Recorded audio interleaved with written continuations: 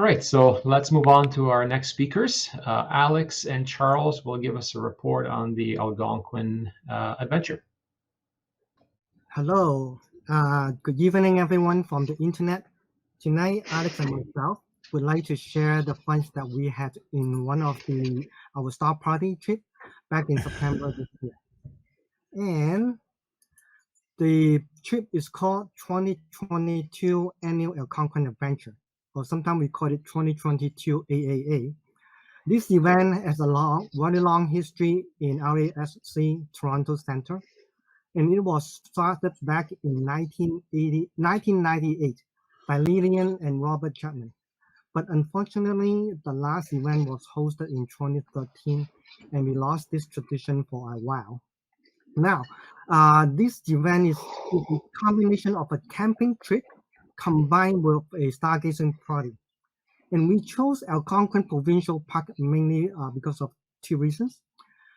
It is a very famous darkest sky with a Border 1 and 2, and also is one of the loveliest camping sites in Southern Ontario as well.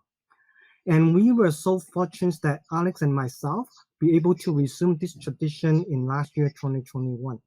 Now, coming into 2022 this year, Alex and myself are co-chairing the observing committee, and it helped us to prepare this year AAA event as well. So Alex, would you like to take us to the detail of this year AAA and share the fun that we had during these 4 days? I'd be delighted. Thank you, Charles. Wonderful. And if we can move over to the next slide, that would be great. Oh, sorry, if we can go back one. My apologies, Charles. Okay, so as Charles said already, the annual Algonquin Adventures is a long-standing tradition of the Toronto Centre that was organized by Bob and Lillian Chapman for many, many years. And towards the end of their run, I believe, I unfortunately never had the opportunity to attend them myself, but what we had heard from Bob and Lil, as well as other Toronto Centre members, is that they had upwards of 50 or sometimes even 60 participants. So they were like sort of big flagship events. Now, given the fact that we were on the tail end of a global pandemic, and because Charles and I were relatively new at organizing events of this nature, we thought, it would be a much wiser idea to start small. So rather than sort of blasting public invitations beyond sort of the members only areas, we decided let's start small, let's invite Toronto Centre members and perhaps their friends and family members this year. And so we primarily leveraged our forum for that purpose. And for those of you who are on the forum often and who are not interested in this subject, let me just apologize in advance. I think we had something like 130 different posts on the forum over the course of 6 or 7 months as people were really excited, registered, started asking a lot of questions. And for those of you on YouTube who don't know what our forum is all about, let me just encourage you to join the Toronto RASC, the Royal Astronomical Society Toronto chapter, and you can join our forum as well. Yeah, and so we had at the end, we had 8 or 9 Toronto RASC members join our annual camping trip. You can see their names there. Shout out to everybody, as well as a few others who had to back out at the last moment because of illness in their families. So, our hearts were with you. So if we can go on to the next slide, Charles. So as Charles said, we decided, well, I mean, of course, the name Algonquin is in it, the annual Algonquin Adventure. So we headed out to the Mew Lake Campground in Algonquin Park. For those of you who don't know Algonquin Park, if you're joining from outside of Canada, Algonquin Park is pretty big. Once you get sort of a couple hundred kilometers north of most urban centers in Canada, there's nothing but space. And so for sake of comparison, Algonquin Park is something like the size of the state of Delaware in the United States. So a couple of things about Algonquin in late September. There's sort of 2 words to keep in mind. One is cold and the other is dew. So the temperatures actually, when we got there, it was the first weekend in the year where temperatures actually dipped below freezing. So I think we were just around the 0 or 1 degree mark. It was rather cold. That being said, we were in really good shape. So for those who don't know, the Algonquin Park campgrounds, they've organized campgrounds. There are both electrical and non-electrical camping sites. So for those who like the sort of more rugged experience of tent camping, that's wonderful. It's for you. For people who want tent camping, but also who want to be able to boil a kettle in the morning and not worry about a fire, that works. And then we had a few members as well who joined with an RV vehicle. So all sorts of options there. And then Mew Lake also has, it's unique in Algonquin Park.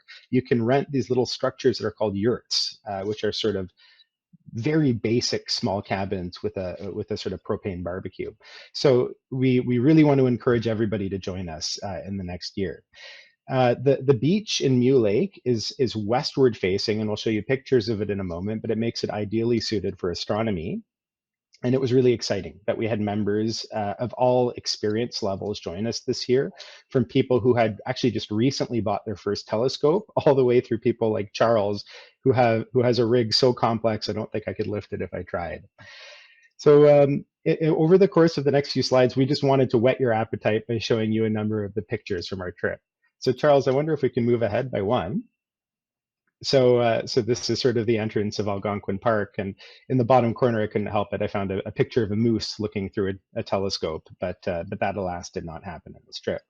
If we move one further ahead, so this picture gives you a sense of actually what the beach area looks like at Mew Lake. So you can see sort of in the distance there, you can see sort of the beach, and there's sort of a white sign, and there's a little road that you can see running in front. This picture, we're literally standing on the radio-free sort of non-powered campsites in Mew Lake. So for people who don't need electrical power, or for example, people who have brought solar panels to power their batteries and equipment, you're not even a stone's throw from our observing area. So it makes it very, very convenient. If you do want an electrical site, however, as you see this road, if you walk about 4 minutes that way, you hit all of the main electrical sites, which is great. So if, and this is a picture, and you'll see in all of the pictures we're going to show in the bottom, it sort of attributes the member who took the picture. So this one was Charles.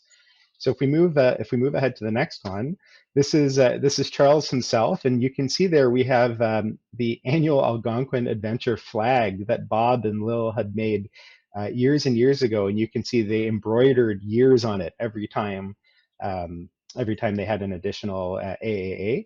We have to add 2021 and 2022 to it, and we're looking forward to filling all of the rest of the blue space on that map with many more years. If we move ahead one more, so this I believe was about 5 o'clock, maybe 5:30 in the afternoon, and you can see different members had begun to work their way onto the beach and set up their equipment. Of course, it's much nicer to do this when there is some daylight remaining and you can see what you're doing. You can see clearly there's still some mist coming off the lake there, and so the thing I had said about dew before, if you plan to come to the Algonquin Adventure, it is imperative that you have some flavor of dew control system, whether that's a dew heater for your scope or a dew shield for your Schmidt-Cassegrains or refractors or whatever it is. It's quite a necessary thing. And you can see we had all really begun to bundle up because the temperatures were plummeting at that stage of the evening. If you go further one more, this photo is courtesy of Madeline, and sort of just gives you a sense as we headed into astronomical twilight, or perhaps just before astronomical twilight. And if we head one more further, Charles.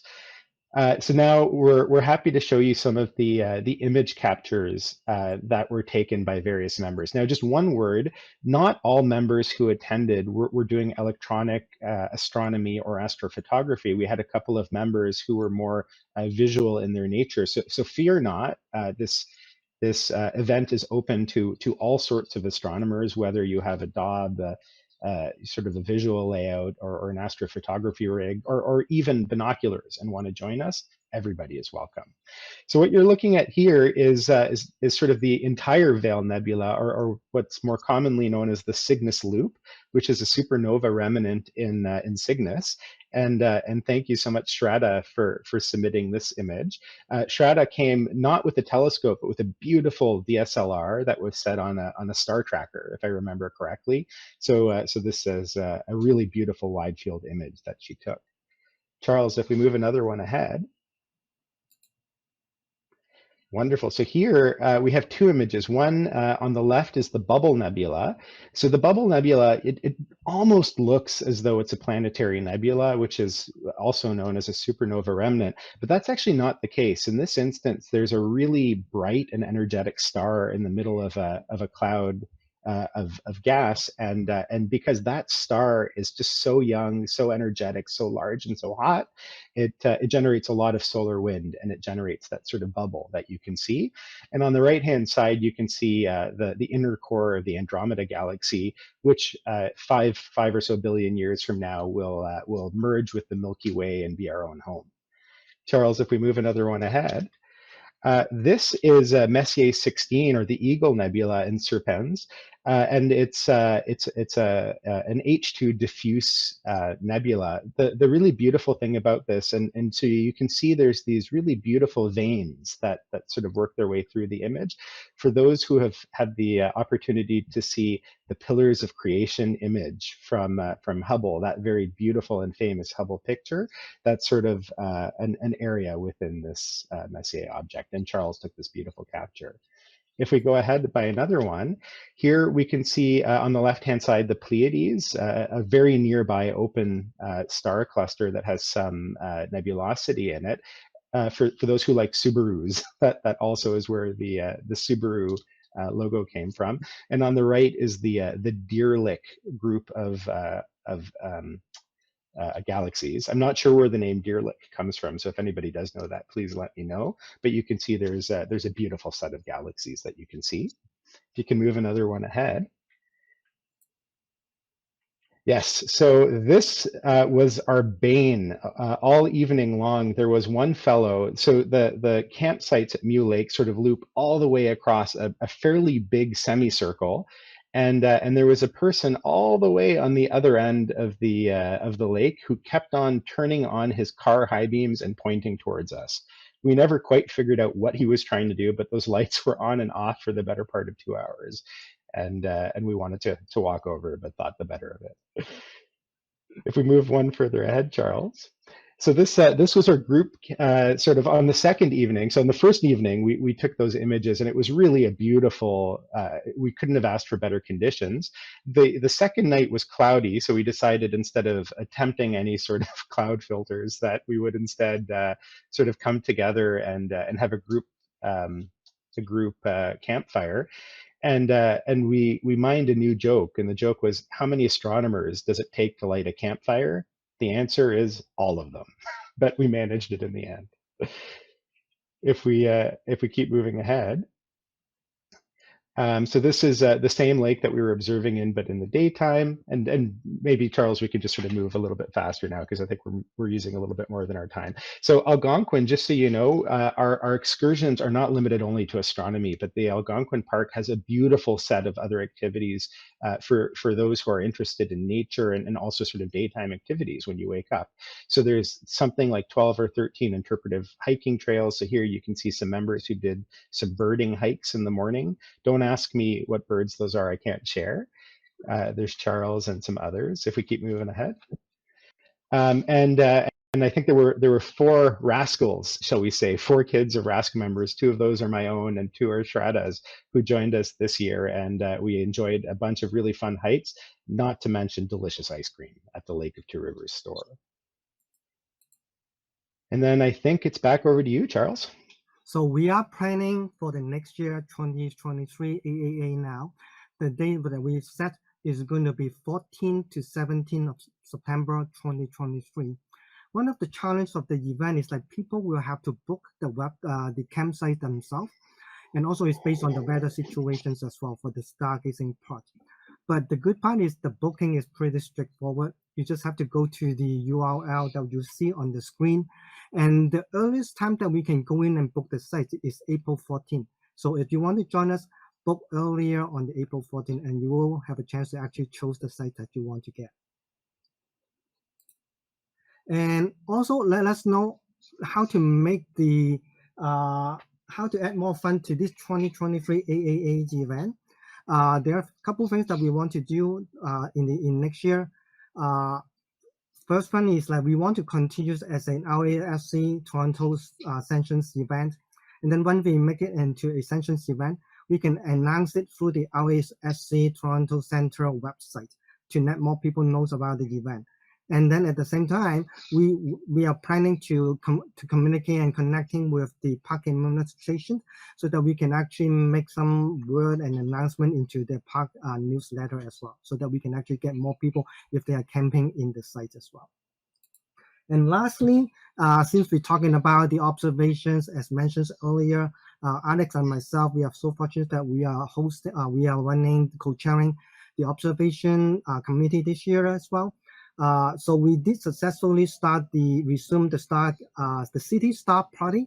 The first one was in July 2022, and then we have 20 people join, and then eventually we continue to grow with more and more people joining and with more telescope as well.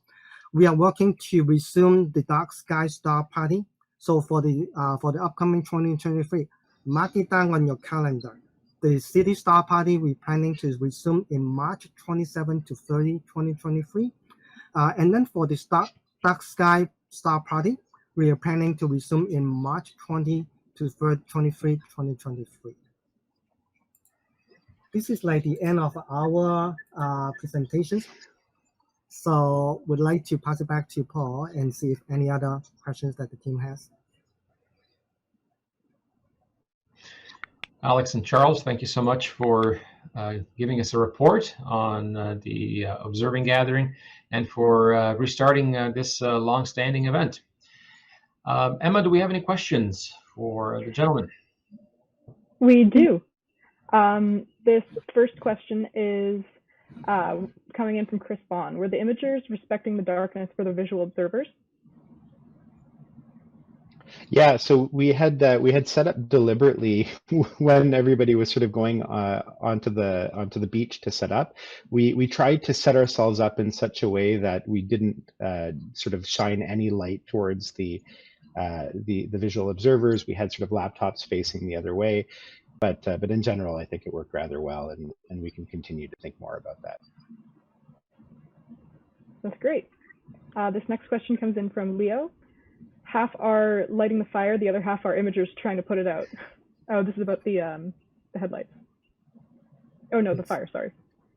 Probably both. Yeah. Next question, or I guess it's just a comment, comes in from Grace Horvatin. Thanks for sharing this great experience with us. Looking forward to being able to take part in the event again in the future. Sounds great. Amazing. You got another comment coming in from Reza, who says, hopefully I'll be able to join you all next year. I really enjoyed the previous event. Yeah, we're looking forward to. And I believe that is the end of the comments. Thank you so much. All right, thanks again, gentlemen.